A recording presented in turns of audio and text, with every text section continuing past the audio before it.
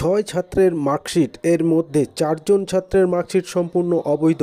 এরপরই 4 ছাত্রের নামে একটি নোটিশ কলেজে গেটে লাগিয়ে দেওয়া হয় এবং সেই নোটিশে বলে দেওয়া হয় এই 4 জনের অবৈধ রেজাল্ট দিয়ে ভর্তি হয়েছিল এবং সেই কারণে তাদের ভর্তি প্রক্রিয়া বাতিল করা হলো। এই 4 জন ছাত্রের নাম সুকান্ত দাস, নয়ন মজুমদার, সাগর মল্লিক ও রাজা পাল। এই নোটিশ নজরে আসতেই শুরু হয় বিতর্ক। তৃণমূল ছাত্র পরিষদের এক গোষ্ঠীর দাবি এই নোটিশ কলেজ কর্তৃপক্ষ টানায়নি। বিষয়ে শান্তিপুর কলেজের ছাত্র পরিষদের প্রতিনিধিরা বলেন, লালন শেখ বলেন, শান্তিপুর কলেজ তৃণমূল বিদ্বেষী ছাত্ররাই এই নোটিশটা লাগিয়েছে। এই নোটিশের কোনো বৈধতা নেই এবং কলেজ কর্তৃপক্ষ এই নোটিশ দেয়নি। প্রয়োজনে আমরা আইনের দ্বারস্থ হব। চলুন দেখে নেব সেই ছবি। আপনারা দেখছেন নিউজ নদিয়া এক্সপ্রেস। চ্যানেলটিকে সাবস্ক্রাইব, লাইক, শেয়ার এবং ফেসবুক পেজটি ফলো করুন।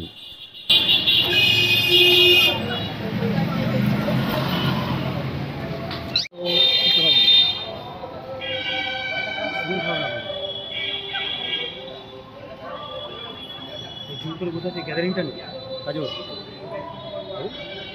গ্যাদারিংটা নেই।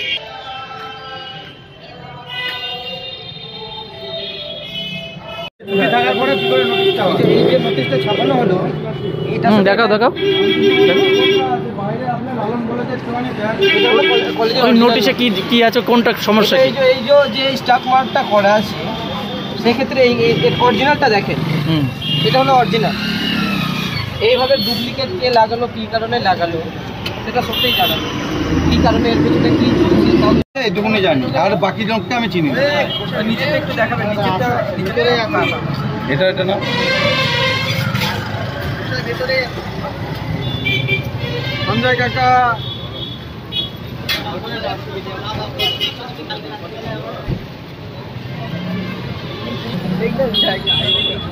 রেজাল্টটা কই? রেজাল্টটা এটা মনে হয় ওটা উচ্চ মাধ্যমিক।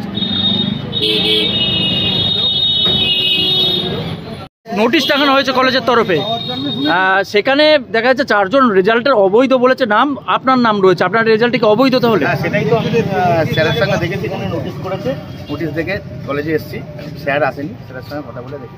আপনার রেজাল্টে কি অবৈধ? সেটা স্যার বলতে পারবে না, আপনার তো রেজাল্ট আমার অবৈধ হবে কেন? হ্যাঁ, সেটাই বলছি, আপনার একদম সঠিক রেজাল্ট। আপনি কি প্রথম বর্ষে ভর্তি হওয়ার আবেদন করেছেন? ফার্স্ট সেমিস্টারে আবেদন করেছি। কি নাম আপনার? রাজা পাল। এই নোটিশটা কি ফেক মনে হচ্ছে আপনার? কি বলবেন? হ্যাঁ, নোটিশটা তো দেখে মনে হচ্ছে ছাত্রছাত্রীরা আরও বলছে যে এই লোগোটা দেখা যাক, স্যার আসুন। বিষয়টা একটা নোটিশ নিয়ে বিতর্ক সৃষ্টি হয়েছে, যেখানে 4 জন ফেক রেজাল্টের জন্য তাদের নাম বাদ গেছে ভর্তির লিস্ট থেকে। পাশাপাশি তারা দাবি করছে যে এই নোটিশটা যারা তৃণমূল ছাত্র বিদ্বেষী সেই ছাত্ররাই করেছে, কলেজ কর্তৃপক্ষ টাঙায়নি। কি বলবে? না, এটা কলেজ যখন ভর্তি হয় ওতে লিখিত নিয়েছিল যে যদি এগুলো জাল হয় তাহলে কিন্তু পরে অ্যাডমিশন ক্যান্সেল করা হবে। পরে কলেজ কর্তৃপক্ষ এগুলোকে চেক করেছে, চেক করে দেখে পুরোটাই মানে জাল মার্কশিট, এডিট করা জাল মার্কশিট করে দুর্নীতি করে একটা 45 বছর ছেলে ছাত্র কলেজে ভর্তি হচ্ছে। ওর নামে কার নামে? রাজা পাল। আচ্ছা, এরকম জায়গায় স্টুডেন্ট ভর্তি হয়েছে। তা এইরকম করে একটা শিক্ষার জায়গা এসে নষ্ট করছে। আবার নাকি বলছে এগুলো নাকি তৃণমূল ছাত্র পরিষদ যারা বিদ্বেষী, তৃণমূলের ছদ্মবেশে করে যারা বিজেপি, আবার বড় বড় কথা বলে। এরকম দুর্নীতি করে যারা ভর্তি হয়েছে, আমি চাইবো কলেজ কর্তৃপক্ষ থানার দ্বারস্থ হোক, আইনত শাস্তির জন্য এদের কাছে দাবি জানাচ্ছি আমি। কারণ এরকম দুর্নীতি এরপরে বিগত দিনে আর কেউ করতে সাহস না পায়। এই জন্য আমরা তৃণমূল ছাত্র পরিষদ সাধারণ ছাত্রছাত্রী, আমি শান্তিপুর কলেজের ভাইস প্রেসিডেন্ট, আমরা সবাই চাই যা কিছু হবে স্বচ্ছ জিনিস হোক, ভর্তি স্বচ্ছভাবে হোক, সব কিছু স্বচ্ছতা। কলেজ এটাকে রিজেক্ট করেছে, আমরা খুব খুশি। সাধারণ ছাত্রছাত্রী কলেজকে সাধুবাদ জানাচ্ছি। আপনার কি নাম? মামান শেখ। আপনি কি দায়িত্বে আছেন? আমি শান্তিপুর কলেজের ভাইস প্রেসিডেন্ট, ছাত্র পরিষদ, তৃণমূল ছাত্র পরিষদের ভাইস প্রেসিডেন্ট। অভিযোগটা কি তোমাদের মূলত? আমাদের কাছে অভিযোগ বলতে কলেজ একটা নোটিশ করেছে। নোটিশটা আগামী গত 26/11/2025 তারিখের, যে দিনকে টিআইসি ছুটিতে আছে এখন, তারপরেও নোটিশটা হলো। তারপরে নোটিশে আপনি দেখতে পারবেন এই যে নোটিশটা এখানে কলেজের কোনো স্ট্যাম্প নেই, কিছু নেই, একটা ফেক নোটিশ। কলেজে কিছু তৃণমূল বিদ্বেষী ছাত্র তারা এই নোটিশটা লাগিয়েছে, কী কারণে লাগিয়েছে জানি না। তারপরে আপনার আজকে পুলিশ এসে ওই তৃণমূল বিদ্বেষী যেসব ছাত্ররা আছে তাদের কাছ থেকে লাঠিও উদ্ধার করেছে। তা কলেজে অনৈতিক পরিবেশ তৈরি হয়েছে। কিছু এর আগেও বিগত দিনে রামকৃষ্ণ মণ্ডল নামে যেই স্যার আছে তিনি এই যে পাঁচিল হচ্ছে 1,10,00,000 টাকার টেন্ডারে পাঁচিল হচ্ছে, আপনি গিয়ে দেখবেন ওখানে 3 নম্বর ইট দিয়ে কাজ হচ্ছে। শান্তিপুরে এত ভাটা থাকার পরেও ইটটা আসছে কোথায়? নাজিরপুর বেতায়ের থেকে 3 নম্বর ইট এনে কাজ হচ্ছে। কলেজের মধ্যে আমরা জানি 99,999 টাকার কাজ হলে টেন্ডার হয় না, বাদ বাকি যদি কোনো 1 লাখের ওপরে কাজ হয় সেটা টেন্ডার হয়। বাথরুম হয়েছে টিচার্স রুমে 2খানা, তার কোনো টেন্ডার নেই, ওপেন টেন্ডার।